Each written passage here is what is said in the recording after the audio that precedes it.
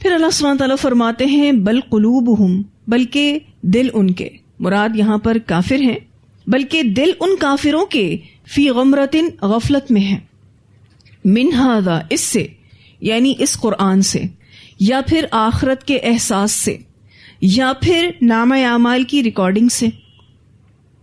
ان کافروں کے دل تو غافل ہیں ان تمام چیزوں سے، نہ ان کا فوکس قرآن پر ہے، نہ ان کا فوکس آخرت پر ہے، نہ ہی یہ اپنے نامہ اعمال پر فوکس ہیں۔ وَلَهُمْ أَعْمَالٌ، اور ان کے لیے اعمال ہیں، یعنی کچھ اور بھی اعمال ہیں، من دون ذالک، اس کے علاوہ، یعنی اس غفلت کے علاوہ، ہم لہا عاملون، وہ ان کے لیے عمل کرنے والے ہیں، یعنی وہ اس غفلت کے علاوہ بھی بہت سے غلط کاموں کو کرنے والے ہیں۔ صرف غفلت ہی نہیں برتے ہوئے اور بھی بہت ساری غلطیاں ان کی زندگی میں ہیں۔ ابن عباس رضی اللہ تعالی عنہما فرماتے ہیں کہ شرک کے سوا بھی ان کے کئی برے اعمال ہیں جنہیں یہ ضرور کرتے ہیں، یعنی صرف شرک ہی ان کی زندگی میں نہیں ہے، اس کے علاوہ بھی بہت سارے گناہ ہیں ان کی زندگی میں، حتیٰ یہاں تک کہ اذا اخذنا، جب پکڑتے ہیں ہم، مترفیہم، ان کے خوشحال لوگوں کو، بالعذابی، ساتھ عذاب کے، اذا ہم، تب وہ، یعنی تب اچانک وہ، یجأرون، چیخو پکار کریں گے۔ یہاں پر مترفیہم کا جو لفظ ہے یہ مترفینہ تھا، ٹھیک ہے، لیکن اس کے ساتھ ہوم کی ضمیر لگی ہے تو یہ لفظ کیا بن گیا؟ مترفیہم، یعنی یہ لفظ مترفین تھا، اضافت کی وجہ سے نون گر گیا۔ بالعذابی، ساتھ عذاب کے، یہاں پر دنیاوی عذاب مراد ہے۔ اور ایک نیا لفظ آپ کے سامنے آیا ہے، یجأرون، جیم حمزہ اور را اس کا روٹ ورڈ ہے، وحشت اور گھبراہٹ کے وقت آواز نکالنے کو کہتے ہیں۔ ہرن کی آواز جب وہ شیر کو دیکھ کر نکالتا ہے۔ اچھا، یہ شیر کا دیکھنا کب ہے؟ جب وہ ہرن کے شکار کے لیے پہنچ گیا ہے تو وہ وحشت سے آواز نکالتا ہے۔ ہرن جو ہے وحشت سے آواز نکالتا ہے، گھبراہٹ سے آواز نکالتا ہے۔ ایسی آواز کو کیا کہتے ہیں؟ یجأرون۔ اس میں معنی چیخو پکار کا بھی آتا ہے اور ڈکارنے کا بھی آتا ہے، یعنی گلے سے ایسی کراہنے کی آواز نکلتی ہے جس میں خوف ہوتا ہے، گھبراہٹ ہوتی ہے۔ اب یہاں اس آیت میں کیا بات ہو رہی ہے؟ یہاں یہ بات ہو رہی ہے کہ جب ہم ان کے خوشحال طبقے کو عذاب کے ساتھ پکڑتے ہیں، میرا یہ سوال ہے آپ سے کہ کیا عذاب خوشحال طبقے پر ہی آتا ہے؟ نہیں، عذاب تو آسودہ اور غیر آسودہ دونوں طرح کے لوگوں پر آتا ہے، لیکن یہاں خوشحال طبقے کا خاص طور پر ذکر کیا گیا ہے، وہ اس لیے کہ ایسے لوگ ہی عموماً قوم کی قیادت کرتے ہیں۔ یہ لوگ ٹرینڈ سیٹر ہوتے ہیں، وہ جس طرف چاہیں قوم کا رخ پھیر دیتے ہیں۔ اگر وہ اللہ کی نافرمانی کا راستہ اختیار کریں تو اس پر ڈٹے رہیں، تو انہی کی دیکھا دیکھی قوم بھی انہی کاموں کو کرتی ہے، اور پھر قوم توبہ اور ندامت کی طرف نہیں آتی، کیونکہ وہ کن کو فالو کر رہی ہوتی ہے؟ ایلیٹ طبقے کو فالو کر رہی ہوتی ہے۔ اچھا، یہاں اس آیت میں مترفین سے خاص معنی کفار مکہ بھی ہیں، اور پھر یہ کہ قیامت تک اس طرح کے لوگ۔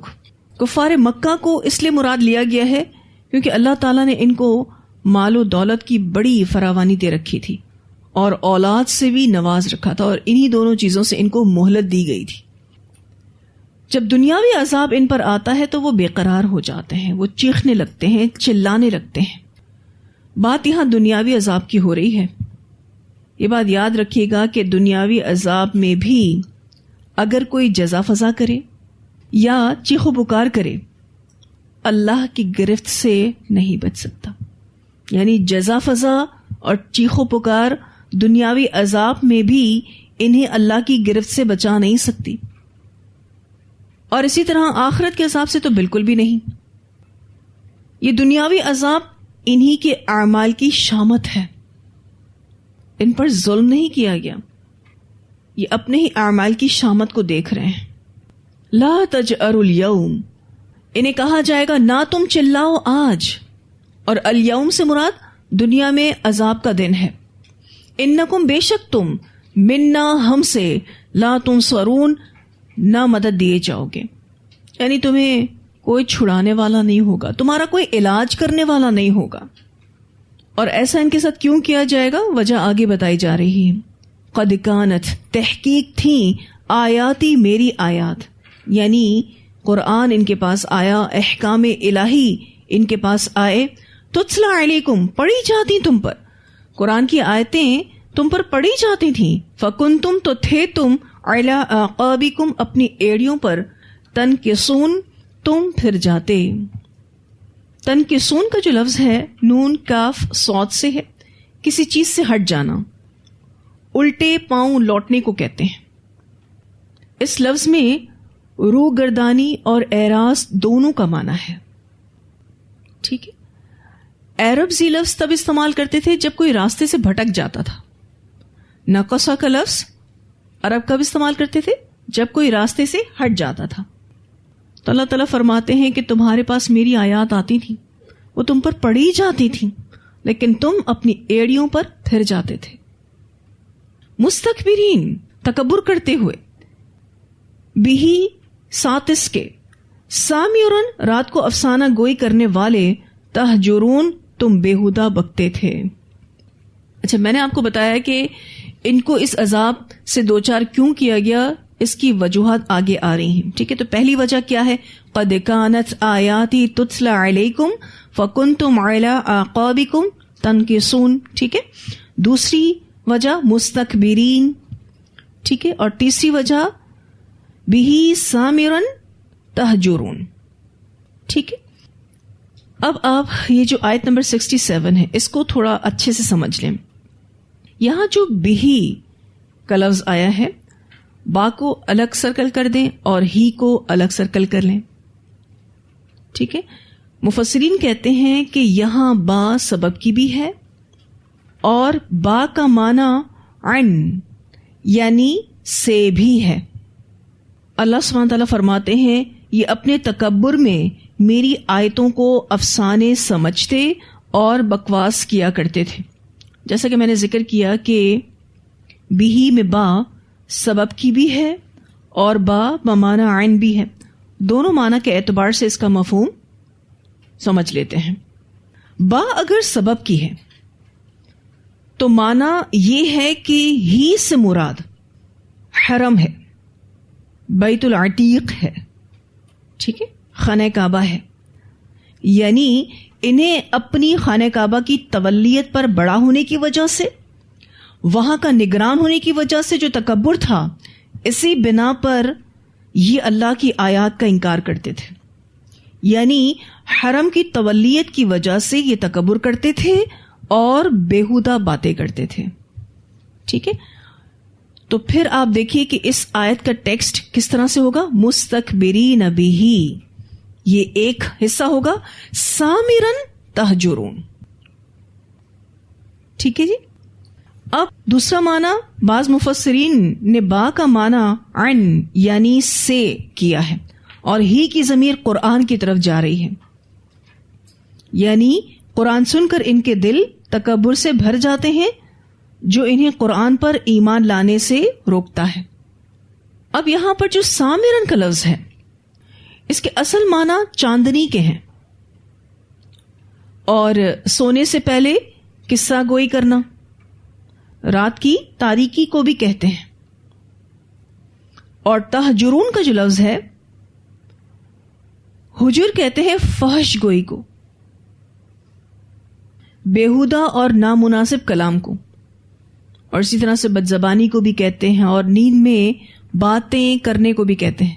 آپ نے دیکھا ہوگا کچھ لوگ نیند میں باتیں کرتے ہیں، اس کو بھی کہتے ہیں. اچھا، اس سے ایک لفظ حجر بھی آتا ہے. ٹھیک ہے، حجر جو ہے وہ کترانے کو کہتے ہیں، لیکن حجر فحش گوئی، بیہودہ اور نامناسب کلام، اور اسی طرح سے بدزبانی اور نیند میں بات کرنا. اللہ تعالیٰ فرماتے ہیں مستکبرین بہی، تکبر کرتے ہوئے ساتھ اس کے. ٹھیک ہے، اگر آپ بہی کو مستکبرین کے ساتھ پڑھیں گے تو با کس کی ہے؟ سبب کی. ٹھیک ہے، سبب کیا ہے کہ یہ حرم کے متولی ہیں اس لیے ان کو تکبر ہے. تو اللہ تعالیٰ فرماتے ہیں سامرن تہجرون، یہ رات کو افسانہ گوئی کرنے والے ہیں اور بیہودہ بکتے ہیں. ٹھیک ہے. اب اگر اس کو آپ یوں پڑھے مستکبرین، تکبر کرتے ہوئے، یعنی یہ تکبر کرتے ہیں بہی سامرن تہجرون، ساتھ اس قرآن کے رات کو افسانہ گوئی کرنے والے تم بیہودہ بکتے ہو. یعنی پھر بہی کا ٹیکسٹ کس کے ساتھ پڑھا جائے گا؟ سامرن تہجرون کے ساتھ پڑھا جائے گا. اس کو تھوڑا سا اور مزید واضح کروں گی. جو دوسرا معنی ہے عین کا جو معنی دے رہا ہے نا، اس کو تھوڑا سا واضح کروں گی، کیونکہ بہی سامرن تہجرون میں با پھر عین کا معنی دے رہی ہے.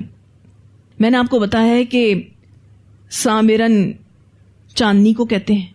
چاندنی مطلب چاند کی روشنی. ٹھیک ہے. عام طور پر چاندنی راتوں میں کعبے کے ارد گرد بیٹھ کر کفار مکہ باتیں کیا کرتے تھے، اس لیے یہ لفظ راتوں کی گفتگو کے لیے یوز ہونے لگا. ٹھیک ہے. اب یہاں اس کے معنی خاص طور پر ان باتوں کے ہیں جو یہ قرآن اور رسول اللہ صلی اللہ علیہ وسلم کے بارے میں کرتے تھے. اب ان کو تکبر تو تھا. ٹھیک ہے. اب یہ قرآن کے بارے میں یا پھر صاحب قرآن کے بارے میں بیہودہ بکتے تھے. اور کس ٹائم پر یہ باتیں کرتے تھے؟ رات کے ٹائم پر یہ باتیں کرتے تھے. معنی واضح ہوا عین کا. ٹھیک ہے. ایک معنی با کا سبب تھا، سبب آپ کو سمجھ آ گیا. ٹھیک ہے. ایک معنی عین ہے. اب یہ رسول اللہ صلی اللہ علیہ وسلم کے بارے میں باتیں کرتے تھے اور قرآن کے بارے میں باتیں کرتے تھے، اسی وجہ سے وہ حق کو سننے اور اسے قبول کرنے سے انکاری تھے. ٹھیک ہے جی. عین سے ریلیٹڈ جو معنی ہے وہ فتح القدیر میں آتا ہے، اور معنی یہ ہے کہ رات کو تم قرآن کے بارے میں بیہودہ باتیں کرتے ہو جن میں کوئی بھلائی نہیں ہے. آپ اس میں صاحب قرآن کا معنی بھی لے سکتے ہیں، یعنی یہ رسول اللہ صلی اللہ علیہ وسلم کے بارے میں بھی یہ بات کیا کرتے تھے. آیت تھوڑی ٹرکی ہے لیکن اس کو آپ کو سمجھنا ہوگا اور اچھے سے سمجھنا ہوگا. بس اگر آپ 2 بریکٹس بنا لینا. ٹھیک ہے. ایک بریکٹ آپ مستکبرین سے شروع کر کے کلوز کہاں کریں؟ بہی پر. ٹھیک ہے. اور اس کو آپ کنیکٹ کر دیں با جو سبب کی ہے. ٹھیک ہے.